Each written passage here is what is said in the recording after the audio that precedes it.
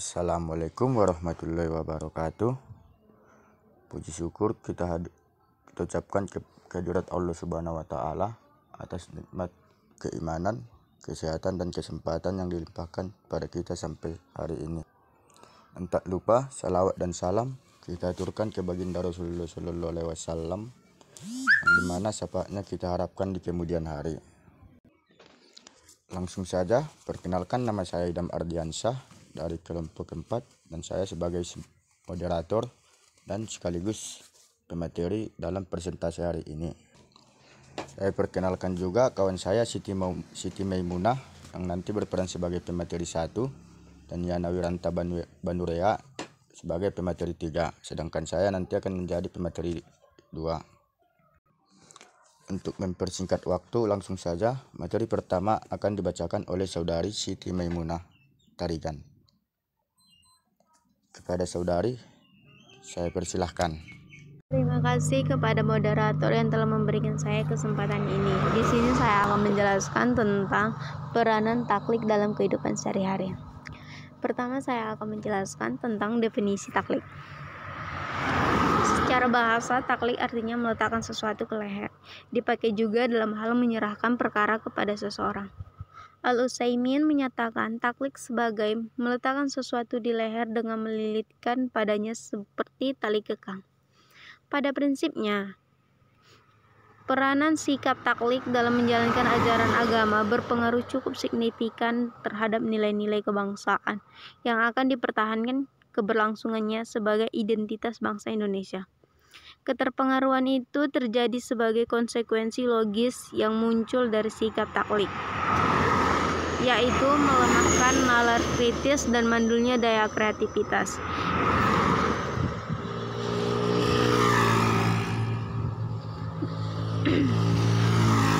Jika membahas terkait nalar yang melemah, akan terlihat jelas pada sikap yang diambil seseorang mukallid dalam menunaikan ajaran agama. Berdasarkan informasi dari seorang mukallid, di mana seorang mukallid begitu mudahnya menerima informasi tersebut.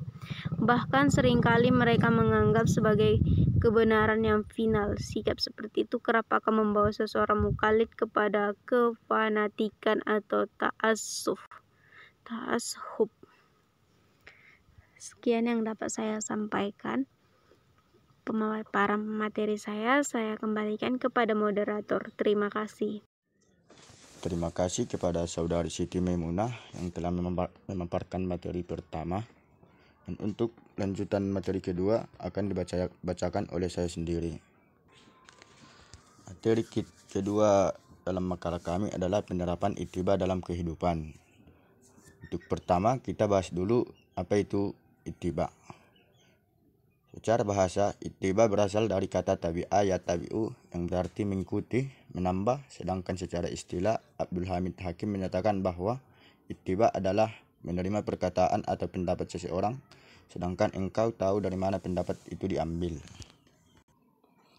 Singkatnya, ittiba ini adalah mengikuti atau menerima ajaran seseorang itu dengan alasan yang berdasar, tidak seperti taklid yang menerima atau mengikuti ajaran hanya karena mengikuti satu imam. Dalam penerapannya, ittiba itu dijadikan sebagai salah satu prinsip dalam Islam.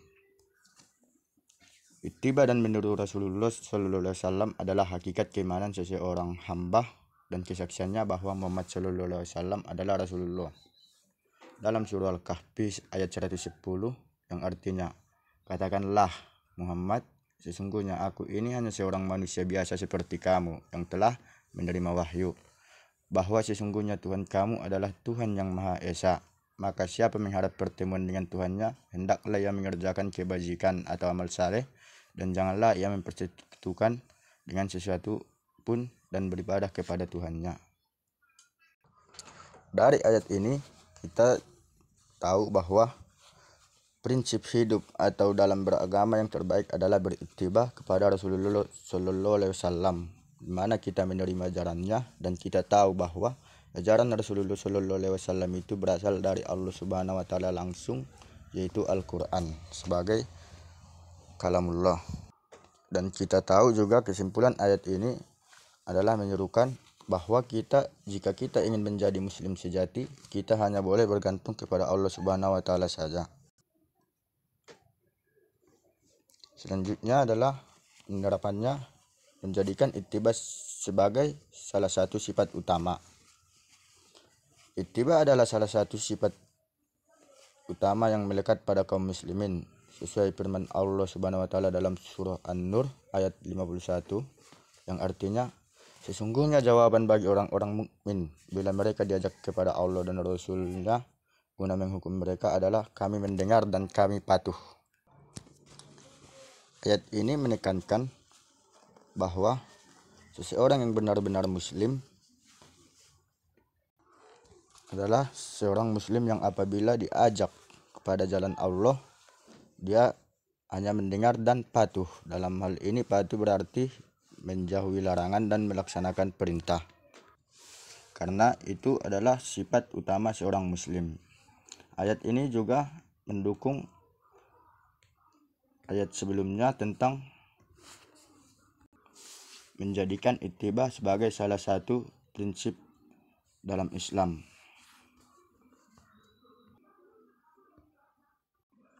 Selanjutnya adalah ittiba adalah jalan mendapat cinta Nabi yang sebenarnya.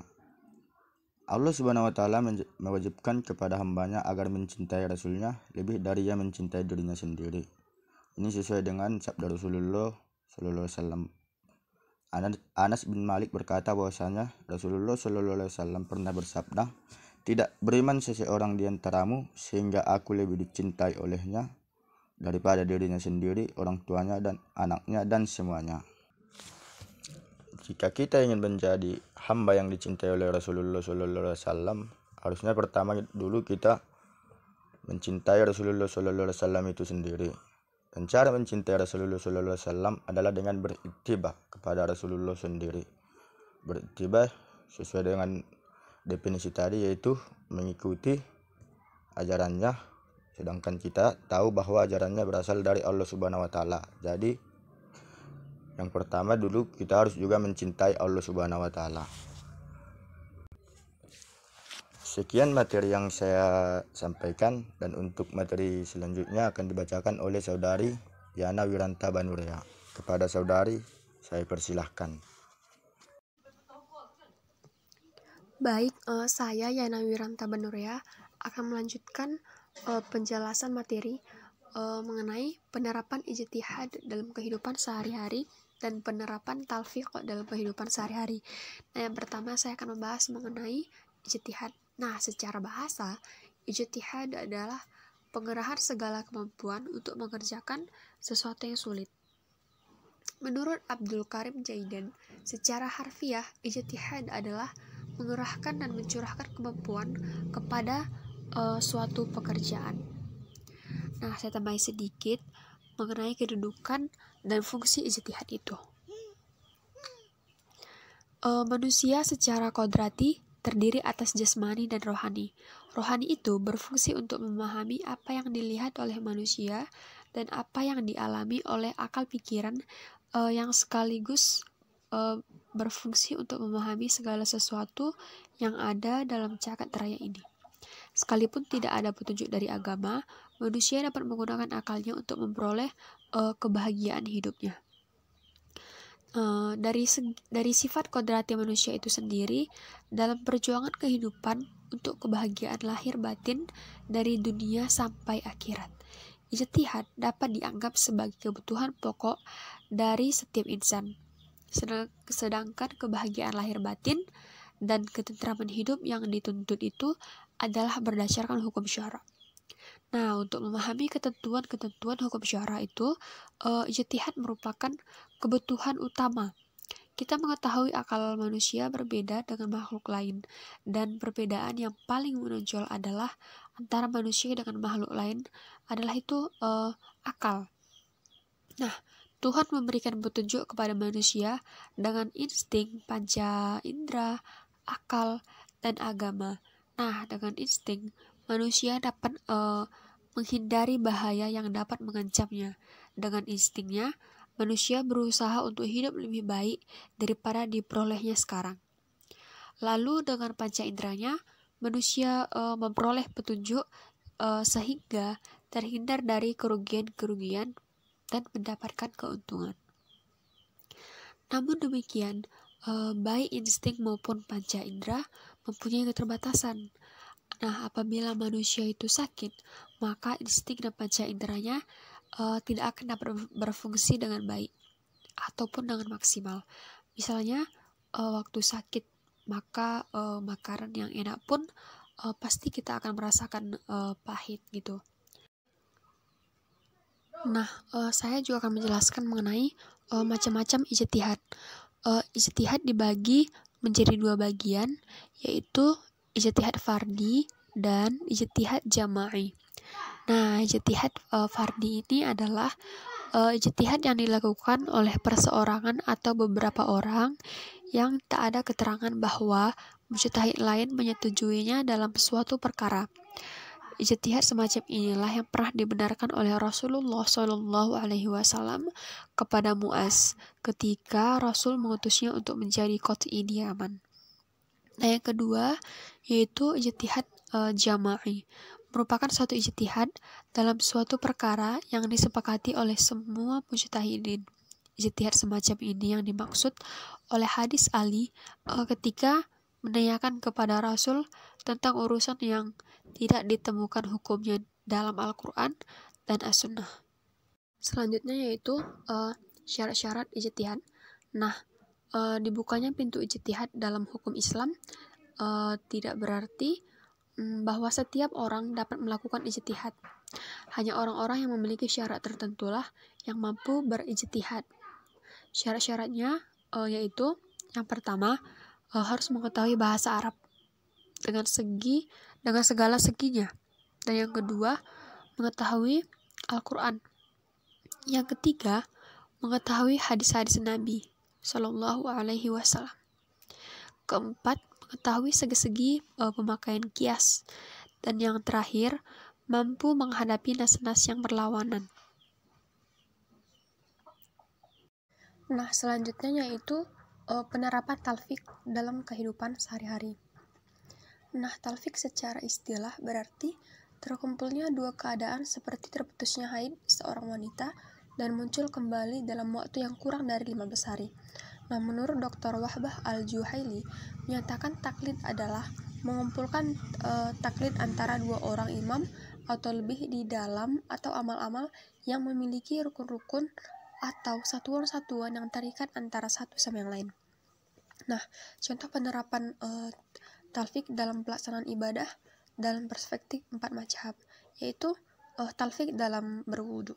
Nah, ketika seseorang berwudu menurut mazhab Syafi'i dan dalam perkara lain dia mengikuti mazhab Maliki atau yang lain.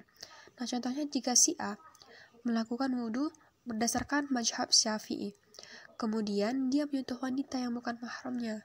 Setelah itu dia melakukan sholat tanpa berwudu lagi dengan alasan mengikuti mazhab Hanafi, maka sholat yang dilakukan adalah tidak sah karena mencampur adukan mazhab seperti itu. Nah, terkait talfik dalam berwudu, ada pula kasus mengusap sebagian kepala dalam berwudu. Nah, menurut Imam Syafi'i hanya mensyaratkan sebagian kecil saja dari bagian kepala, bahkan boleh 3 helai rambut. Sedangkan Imam Hanafi kan mengharuskan 1/3 atau 1/4 dari bagian kepala. Sementara Imam Malik mengharuskan keseluruhan bagian kepala. Kasus demikian itu maka lebih baik mengikuti pendapat Imam Maliki karena sebab dengan demikian berarti mencakup pendapat Imam Syafi'i dan Imam Hanafi serta mengeluarkan seseorang dari persengketaan menurut kaidah di atas. Demikian yang dapat saya sampaikan. Lebih kurangnya saya mohon maaf. Wabillahi taufiq wal hidayah. Wassalamualaikum warahmatullahi wabarakatuh.